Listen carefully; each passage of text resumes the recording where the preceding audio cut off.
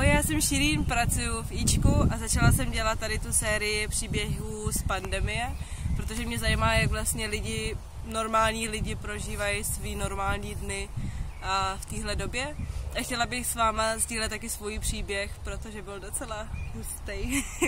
Já jsem vlastně těsně předtím, než se celá situace vyhrotila, kdy to ještě vypadalo, že koronavirus je zase další jako nafouknutá bublina, že z toho nic nebude, tak jsem odjela do Polska na školení od Erasmus+, který bylo na téma mindfulness, vědomý přístup k životu. Já jsem tam odjela, byla to moje dovolená ve volném čase, prostě vypla jsem si telefon, nebo jsem si nastavila režim letadlo, protože jsem chtěla mít klid. A 4 dny jsme tam snad byli, 3 plný dny toho, kdy jsme měli aktivity na to, jak vědomě prodýchávat všechno a chodit bosí, a já jsem vlastně každý ráno cvičila jogu ještě před programem a fakt jsem se věnovala sobě a byla jsem jako v neuvěřitelně uvolněné atmosféře, v přírodě, uprostřed ničeho, úplně jako daleko od společnosti. A pokaždý, když jsem slyšela někoho u stolu mluvit o koronaviru, tak jsem odešla, říkám, já to prostě nepotřebuju poslouchat. Takže jsem byla úplně odříznutá od jakýchkoliv zpráv a fakt jsem si žila jako úplně jinou realitu. No a do reality jsem se vrátila velmi rychle, když nás lídři svolali a řekli nám, hele, tak teď prostě máme nějaký novinky, musíte se rozhodnout, jako, co chcete dělat. A Česká republika právě oznámila, že dnešní půlnocí, a tohle bylo v nějaký 2 hodiny odpoledne, dnešní půlnocí zavírá hranice. A jako ve 4 hodiny, takže za 2 hoďky máme sraz a vy se musíte rozhodnout, jestli odjíždíte nebo ne. Moje první reakce byla, že já nikam nejedu prostě, to je jako... Asi jako nechápala jsem, co se vlastně děje, tak jsem si říkala, že tam asi zůstanu, že to nebudu jako hrotit. Pak jsem vyšla ven, říkám si, jestli zapnu telefon, tak jako se na mě zvrhnou všichni lidi, co bych chtěla, abych přijela domů, ale pak jsem stejně telefon zapla, zavolala jsem kamarádovi svýmu nejlepšímu a ptala jsem se ho vlastně, jako co se děje. No a Páťa mi říká, hele, jako školy jsou zavřený, restaurace jsou zavřený, prostě všechno jako, a bude to na dlouhou dobu, určitě díl než jako pár týdnů, takže jako seber se a pojď domů prostě. Já jsem byla v šoku, vůbec jsem netušila, že se něco takového stane. Já jsem odjela z naprosto normální situace do toho, že během 3 dnů je všechno zavřený a zavírají se hranice. Takže když jsem se tam vrátila ve 4, tak jsem říkala, hele, jedu domů. A byla tam jedna další vedoucí, vlastně jedna z vedoucích, která byla taky Češka a rozhodla se taky odjet domů. Tak jsme prostě sedli rychle, jeden z polských účastníků nás hodil do auta, hodil nás prostě v Kielcích na vlak. My jsme vyrazili vlakem spolu dojeli jsme do Krakova. Dojedeme do Krakova prostě, a to už mohlo být třeba, já nevím, 8-9 večer snad. Dojedeme tam a prostě tak rychle jakýkoliv spojit do České republiky. Tak si pamatuju a nikdy nezapomenu ten moment, jak jsem přišla k tomu okýnku. A říkám, no tak do Prahy. A oni, ne, jakože nic nejede prostě. No tak do Ostravy, do Olomouce, někam jako, oni, ne. Říkám, OK, je tam, jako existuje jakýkoliv spoj do České republiky, vlakovej, autobusy, cokoliv. A pamatuju si, tak ženská nepříjemná, jak se na mě podívala úplně, ne.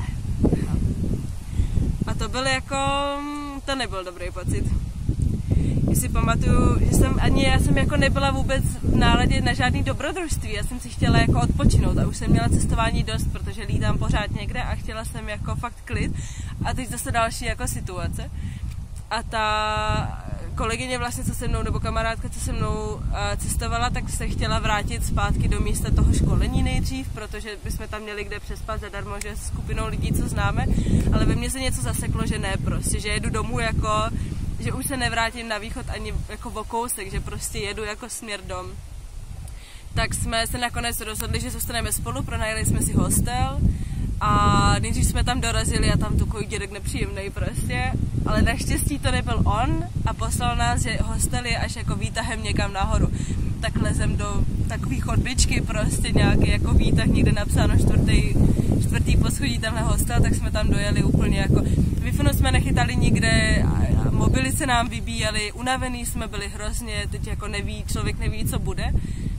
tak jsme dojeli nahoru a tam byl prostě už člověk, který nás uvítal, my jsme mu říkali hned, že tyjo, prostě, a jestli tam nejsou nějaký další Češi, který by třeba řešili, jak se dostat domů, nebo co, zjistili jsme, byl to nějaký jako týpek z Iránu, asi 40letý, který, protože moje jméno je Širin, je taky iránský jméno, tak jsme se jako skamarádili, jako by jsme si potykali a byl strašně hodný a dal nám pokoj asi s 8 lůžkama jenom pro nás a byl to jako lepší pokoj a nechal nás zaplatit úplně jenom základní cenu za ty maličký pokoje, takže to bylo jako strašně fajn, tak jsme si dali sprchu.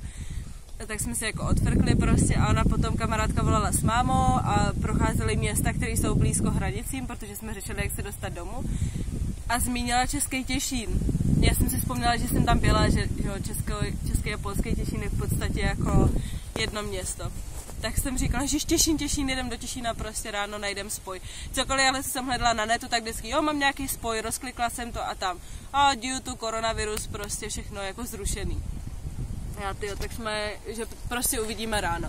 Nakonec jsme se zakecali, začali jsme probírat celý náš život jako asi do 4 do rána a někdy na 5 snad jsme vstávali hrozně brzo, aby jsme jako stihli co nejdřívější spoj domů. Tak jsme jeli a ráno jsme teda dorazili v Krakově na busák, tam nám řekli, že první autobus jel někdy po 8 snad, tak jsme si zalezli do nějaký kavárničky, prostě, že jsme pokecali, sněžilo, to si pamatuju, že byla hrozná kosa.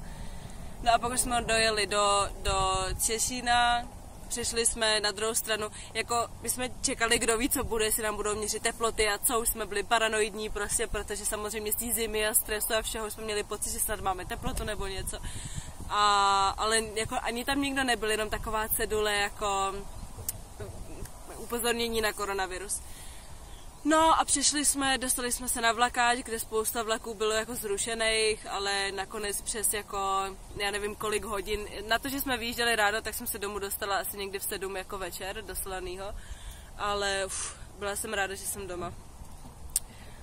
No a pak vlastně jako zbytek story, asi všichni známe, masky a tak dál a tak dál.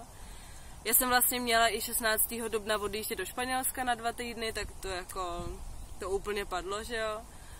A měla jsem i v plánu se jako někdy od října stěhovat do Španělska. Už jsem tam rok strávila, takže bych tam žila znova a teď prostě nevím, co bude. Tak jako mi to korona trošku zkomplikovala, že mi mění jako moje životní cesty možná, ale jako já na druhou stranu já osobně to nějak moc neprožívám, protože já stejně většinu času trávím doma tím, že si maluju, dělám pucle nebo něco, takže jako můj život vypadá podobně jako předtím.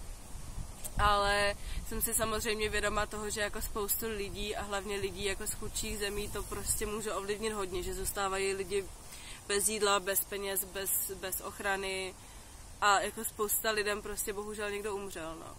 Jako bez toho, aby se vlastně mohli rozloučit.